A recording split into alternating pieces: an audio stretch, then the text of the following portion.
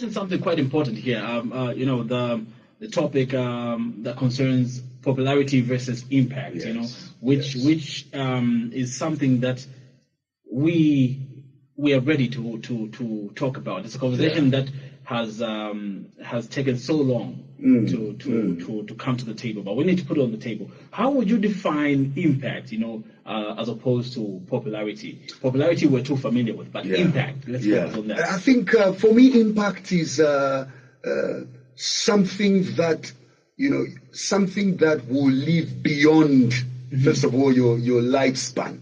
We can talk about the Martin Luthers of today, of yesteryears, because of what they did. We can talk about Miles Monroe. He's going to be with the Lord.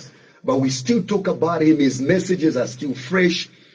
That is one of the typical definitions of what impact is all about. And I think it's important for one to realize their corner.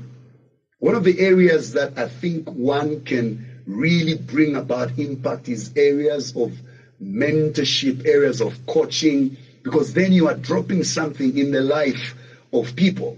When you bring out that music, it's not about the music being sung across, by people. What is the message in that song? Is there substance in that song? It's not a question of gathering numbers. I can gather 50,000 people with an empty message. And of course, we desire to attack it in both words. Let's gather the numbers, yes, but let's have, substance when we gather.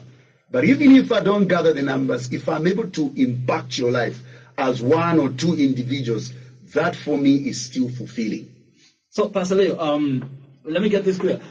So it's possible to drop a song that, let's say, gets 100 million views on YouTube, and it still has no impact. Yeah, it's very possible. We have so many songs that we've danced to today that don't necessarily have the impact. They'll come and disappear, and one would argue, it's different. A popularized song and a song that has impact are two different things in my own, perspective. And so I want to believe both must be, achieved at the end of the day. Let the song get more viewership, but let the song have, a lasting impact. And I'm not talking about impact that just, resonates around your flesh. I'm talking about a song that will cut deep in your spirit, because that's what the Word of God, does. And music or a song is a repackaging. It's one way of repackaging the Word of God.